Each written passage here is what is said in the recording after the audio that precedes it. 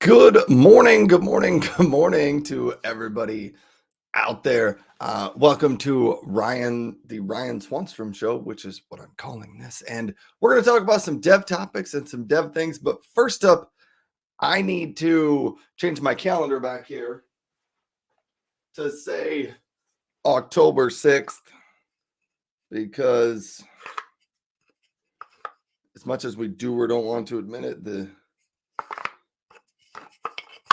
calendar dates keep increasing. It's already October 6th. Oh, so welcome to the show. What's on the agenda for today? We're going to quick highlight some of the things that happened on Threads dev interviews from this week. I will have a question of the day, which I think I might go right now and post it out to Threads and LinkedIn. First, let's go to LinkedIn. And here's what the question of the day is today. Question of the day: what was your first programming language? For me, my first programming language was back in college when I learned how to program. I learned in C++ first. And so that was 1997 or 98. So C++ was my first language. But since then, I haven't written a whole ton of C++. I haven't written a lot of it in probably 15 years. All right, we do see Zvonimir is here saying, "What's up?" All right, thanks for being here, Zvonimir. Yes, so that's the question of the day. What was your first programming language? Zvonimir's first was C. I upped you a little bit with that. Mine was C++, which just means it's so much better. Not really. I kind of, though. It doesn't matter which one you learn first. That doesn't make you any better or worse. But C isn't C++ kind of an upgraded version of C. It gives you the object-oriented capabilities that C didn't give you. Anyhow, enough on C versus C++. I also wanted to post, so I need to post this question out to LinkedIn. And I'm also going to post this question out to Threads. And then we're going to maybe do some more things here.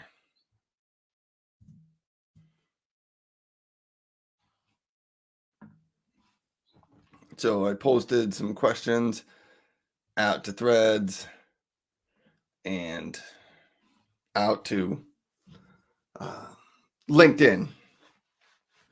So that's the question of the day, your first programming language. My next thing I wanted to highlight, Zvonimir probably knows about this. So I had 2 Threads dev interviews. If you've never watched me on Threads before, I do these things called Threads dev interviews. So right now it's 2 times a week.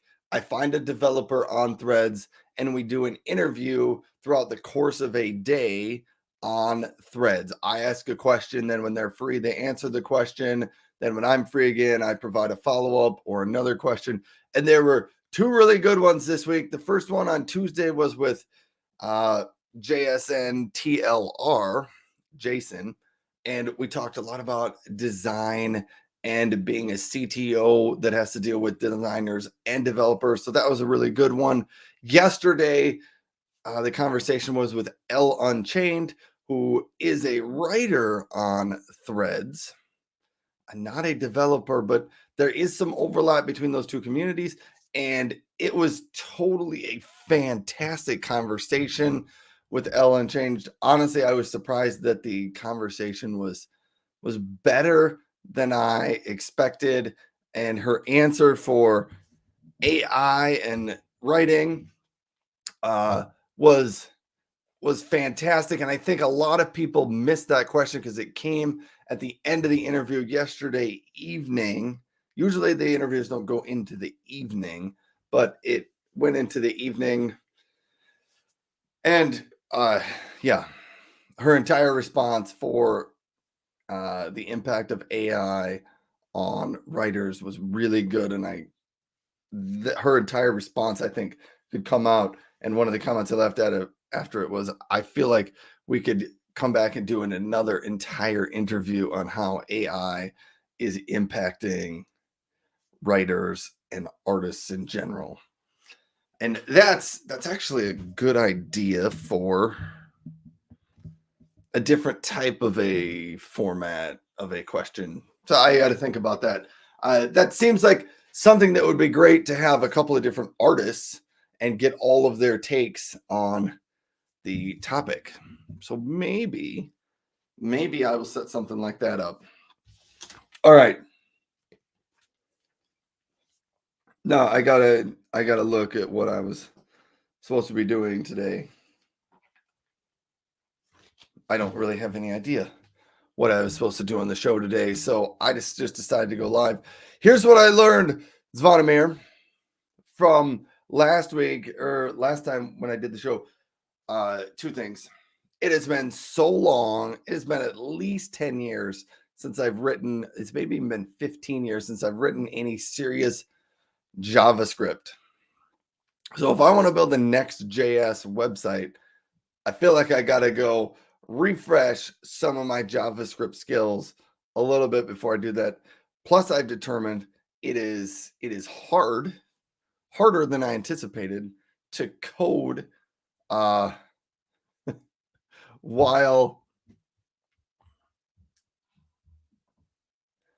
I'm live. So that's been kind of crazy. Zvonimir says, no way to the how long has it been since I've written JavaScript? So here's my JavaScript story. So when I got my first job out of grad school in like 2003, JavaScript wasn't super advanced back then. It didn't even have jQuery. I don't even think jQuery was around back then, but I spent a lot of time building charts and stuff out of JavaScript. So I wrote JavaScript functions to create charts and stuff. And if you think about it, back then there wasn't libraries for this. It was like writing rows of pixels to make a line chart. I had to do that. And then we kind of did some neat things. We made our own sort of version of jQuery. We kind of built, because jQuery didn't really exist, or we didn't have access to it then. So we kind of built that. And so I did some JavaScript then. I never liked it. And so I've used it here and there over the last time. I think I've largely avoided JavaScript the past 10 years, but it isn't going away. So I probably need to learn it. Zvonimir says, do TypeScript instead. I've heard a lot of good things about TypeScript and people like that. I haven't done that one either. You did C#. TypeScript makes sense. So then after I got done with, so I did that JavaScript thing. Then I ended up becoming a Java developer, largely building backends for websites. Then I got a job doing some different C++ things and tracking satellite images as they come back down. They were satellite images for pictures of the Earth, not for Department of Defense purposes, more for agricultural and land mapping purposes. So large pictures of the Earth and knowing what to do with those images and stuff. Then I was a Java developer again. Then I got into a little bit more data science stuff and did a lot of Python and R work. And I don't know, since about 2015 or 16, most of my coding since then has been C# type of stuff. But I over the course of my career, I have not done a ton of front end web development work. It's one of those things I determined early on I really wasn't good at, so I didn't ever seek out those types of products. But if I want to build a Next.js website, I probably need to get a little bit more into the JavaScript. So let me ask you this, Vonimir. TypeScript. Can you use TypeScript with Next.js or not? It evolved a lot since you last used JavaScript, especially with NPM and all the libraries. I know it has, and I only know it has because people love it, and there's so much in the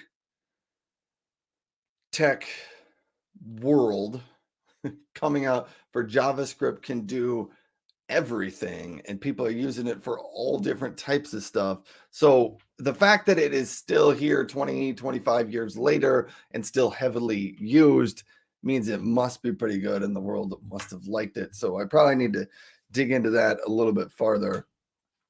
Monamir says, yep, you can use TypeScript with Next.js. Because I was looking into some of the React.js versus Next.js, and I think Next.js is probably what I would want to go with.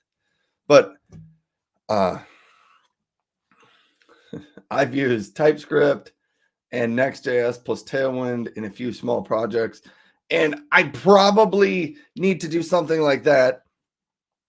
Do you have a decent tutorial to just get started doing a project with that? I think I would pick it up fairly quickly, just because I've done Java develop, or I've done web development in Ruby on Rails and Python in C#, Java.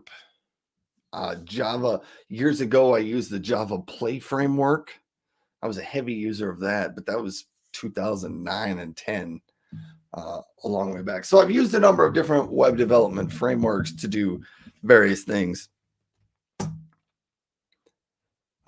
Yeah, but that's maybe a question I should ask on Threads as well. What's the best tutorial intro to get started with Next.js and TypeScript? I did want to try this.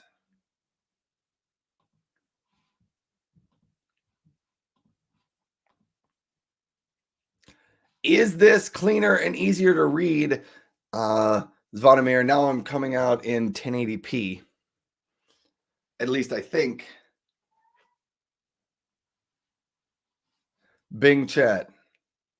You know what? I have to see if I changed. I did not change my camera. I changed my camera resolution on my computer. I did not change my camera resolution in StreamYard. And I even have a note to change the cameras. I changed it in one place, but not in both. What happens if I can't change it? Hold on a second. What if I do this? I'm gonna see if I can. I don't know if this is gonna happen. I'm gonna stop sharing my camera, and then I'm gonna see if I can change the resolution on my camera. So just hold on. I will be back hopefully in under 2 minutes. But I think the stream will stay here.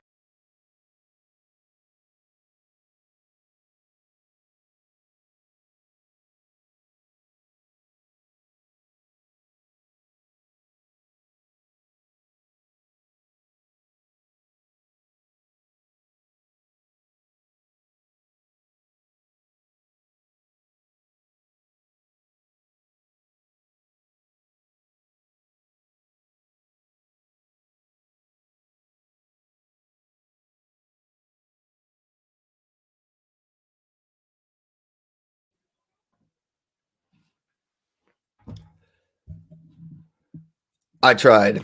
I don't think I can change the resolution on the fly. So that was a fail on my part. Hopefully I will get better at all of this. But anyhow, so that was my thoughts on web development and front end web work. I'd really just like to make a Next.js website that went out and hit the Bing News API so that I could get the news of the day and just make that. But I realized there's a bunch of different things I need to. There's a bunch of places you can go online that you can copy down all of this code and it'll help you. And I just looked at it and I was like, some of this looks good. Some of the ones I tried to download and run didn't even work. I was like, I don't even know what's going on here. So I feel like I need to educate myself a little bit more. I need to get my JavaScript knowledge out of 2009.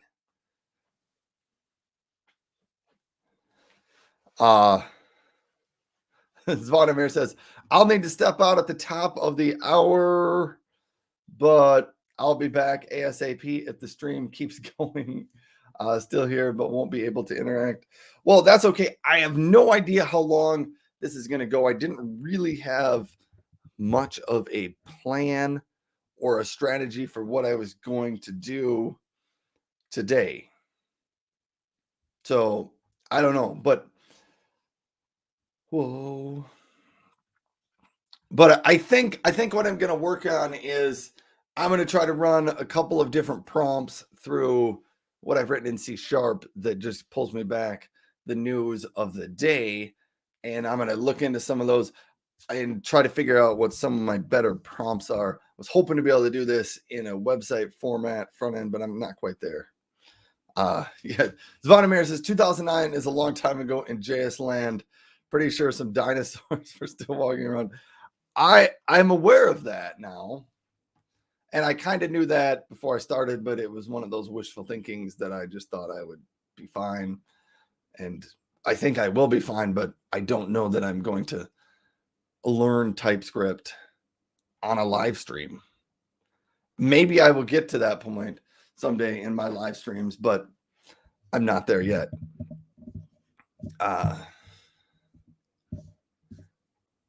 Yeah.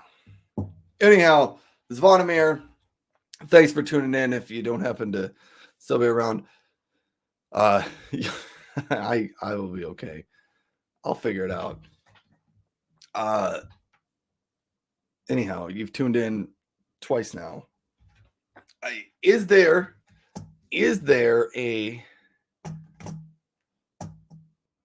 benefit of doing a live show? Because I kind of called this my beta week, and I wasn't sure if I was going to keep going or not. Let me ask you this: how long are you going to be out at the top of the hour?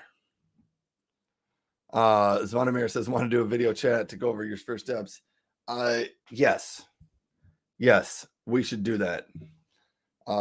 Potentially even this afternoon could work. You've also been on the list of I need to reach out and get in touch with Zvonimir to talk about different things. I think you're going great. Well, I'm comfortable with the live stream and the being on camera and the talking about stuff. I will say when I got to the and I after a half an hour, I probably won't still be on. By 9:30 Central Time, I'm sure I'll be off. I don't know if I'll make it till 9:15.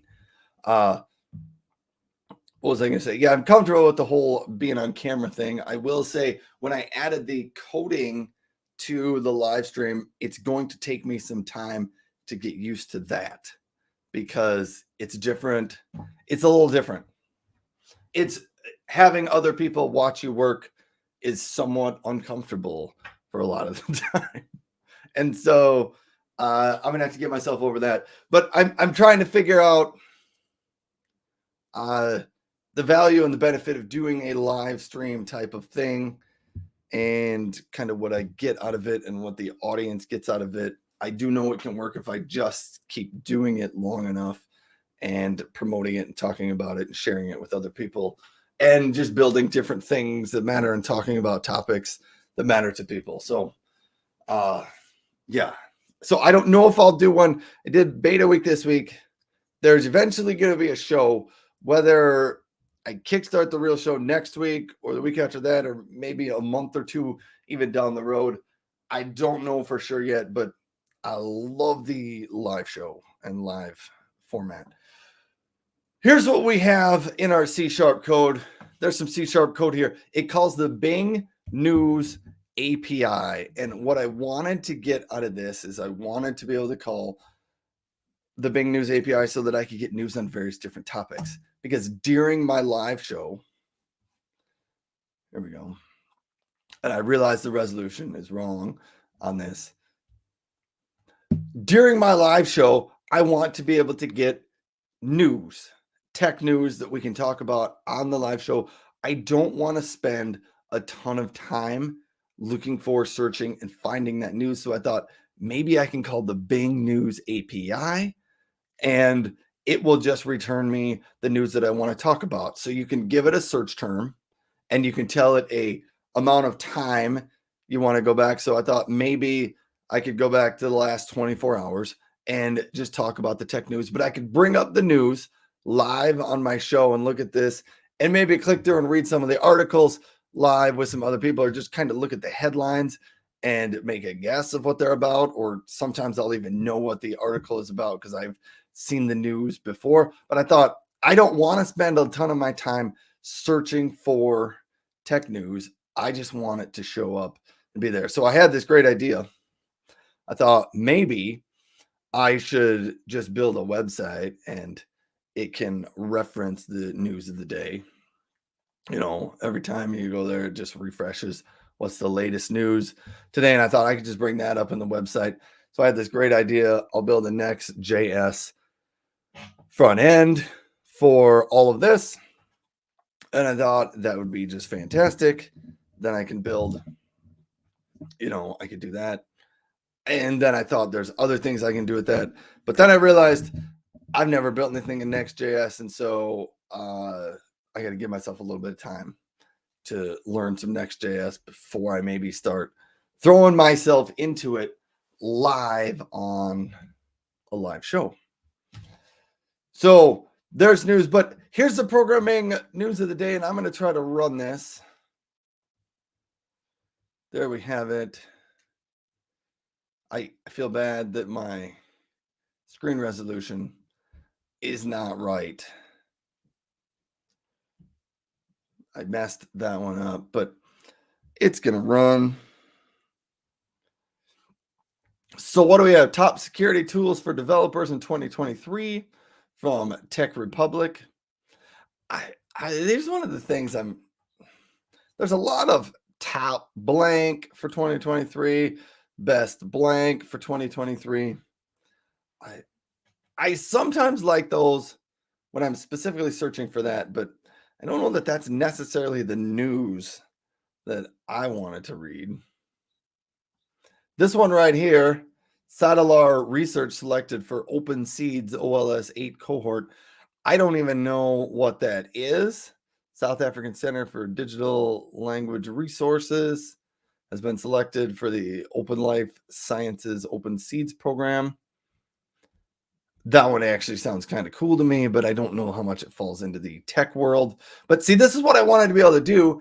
And I wanted to be able to look at this news and talk a little bit about what is going on. Next up here, Samsung shows off better AI security and sustainability for products at SDC 2023. Kicking off kind of CES in October. So CES is the Consumer Electronics Show. It happens in January. I'd love to visit and go to one of those shows sometime, but probably not this year. Portland, former Portland Porn Cinema, reborn as Portland's Art Museum. I don't have many comments for that. Vention's Demo Day, rewiring the automation journey. So here's what I'd say: the programming languages news today. I don't know that that was a great. I don't know that that was great news. There's nothing in there that really piqued my interest, and maybe there wasn't a ton in the world of software, in the world of programming languages. So let me try software development, and we're going to run this one again. See what comes back here. Also, if you've just tuned into the show and you're stopping by, Thanks so much for being here. Here, we're just going to do this. If you just tuned into the show, thanks for being here. Thanks so much for stopping by. I am Ryan, and I have started doing this little show called the Ryan Swanstrom Show, talking about tech stuff, tech news, maybe building some techie things on the show. But welcome to the show. Thanks for being here. There is a question of the day right down underneath. What was your first programming language? Type the answer out into the chat. I'd love to chat, help you out. Maybe you can help me answer some of the questions I've got here while I'm going through some code. Yeah. So just stop in and let me know. I was going to jump back into the news here. And here's software development news. Automakers can capitalize on the rise of software with these 6 shifts. Maybe good. Smartsheet versus Jira. I don't think I want to read that one. AR VR software market worth 77.5 billion in 2028. I don't believe that. My Threads dev interviews that I've been doing over on Threads, we've had a couple of people from Meta's Reality Labs be guests, interviewees on the show, and there's a lot of cool things going on in the AR VR space. Microsoft announces more AI-focused development management tools at the Power Platform conference. See, I like this stuff. I have a lot of background knowledge in different Microsoft things, so that one is interesting to me. I maybe could even. What's going to happen when I read that? I don't know where it's going to open up.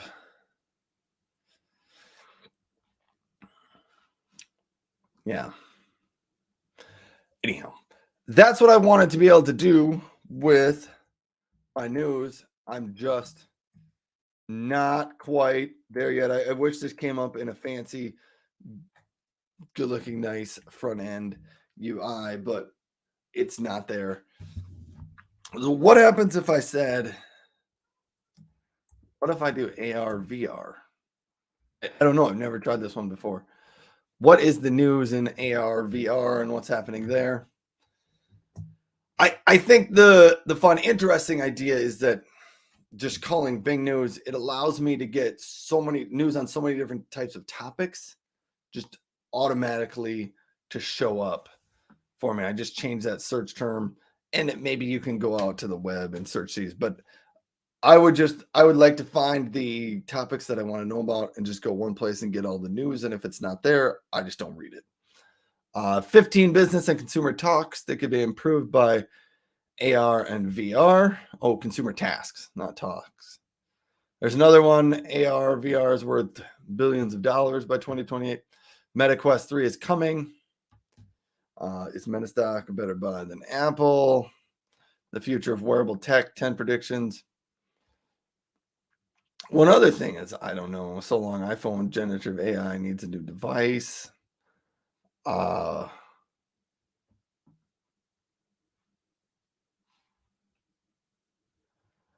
don't know. That one could be into AOL.com. That's where that one comes from. I don't think I've been to AOL.com in forever. I didn't even know AOL was still a thing.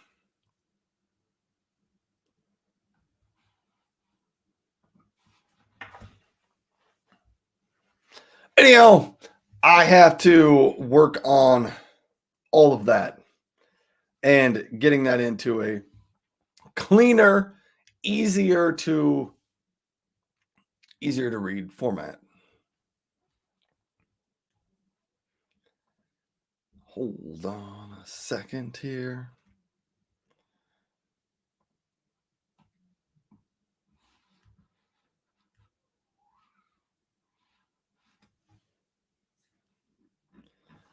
I'm going to try.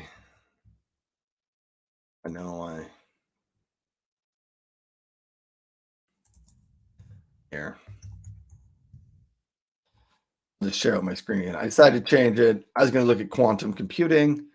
Let's run that and see what we get back for quantum computing news. But eventually, I'd love to have a part on the show where I just bring up some news and we go through it and we kind of talk about it and highlight it. Scientists develop a semi-device independent randomness free test for quantum correlation. That one appears maybe a little bit more on quantum information. I don't know. Quantum correlation is the thing that's a little maybe more deep down in the science than I wanted to know. What was next in here? Discovery may enable network interface for quantum computers. See, there's a ton of quantum computing news out here. Atomic resolution microscope turned into quantum computer. Quantum and Hartree Center announced partnership to develop fault-tolerant quantum computing applications in the UK. How AI is democratizing access to quantum computing in India. So what if I were to change this? Quantum computing developer. I don't know if that'll give me more developer-focused news on quantum computing. We're going to try. We're just going to try. So the first one is AI is democratizing access to quantum computing. That one makes sense. Quantropy picks evergreen innovations to be distributor to the U.S. Department of Defense. I don't know if that one's super pertinent. Quantum dots are a part of a revolution in engineering atoms in useful ways. I have been reading some about quantum dots recently. Nobel Prize for Chemistry recognizes the power of nanotechnology. Cocoon Data hires M.A. Moelis to sell secure file sharing business. Yeah, I don't know. That prompt was not quite as good. Quantum computing coding. Maybe we'll try that. Oh, we're going to try some of these things. This one looks India's quantum mission, geopolitically key to being actualized soon. I have heard India is pushing hard on this quantum computing thing. Quantum dots are revolution. More about quantum dots. Quantum dots. Nobel Prize in Chemistry, SPIE, Photonics West opens for registration. So I have to work more on some of these prompts because I don't know that any of those were exactly what I was looking for. What happens if I take the word news out of the search?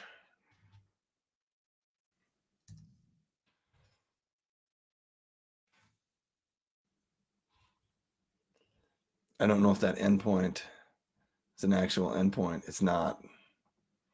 So that was an error.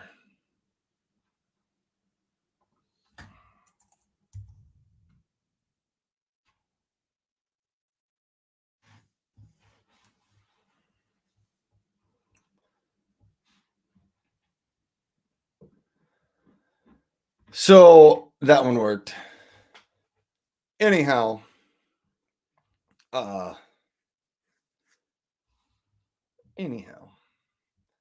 I think this is probably where I'm going to end the show for today, just because I didn't have a ton planned for today, but I did want to make sure I got out here live to talk about some things because I want to just make sure I went live. And I was trying to build some stuff or to have some conversations live. So thanks so much for tuning in. Thanks for being here. What would I like to say next here?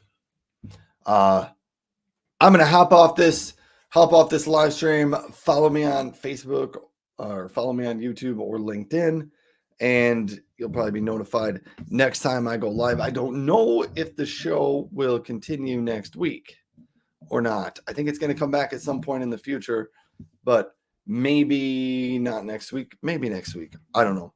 Anyhow, thanks for that, everybody. Have a great day and a great weekend. And I'll see you on the other side of the computer screen Goodbye, folks.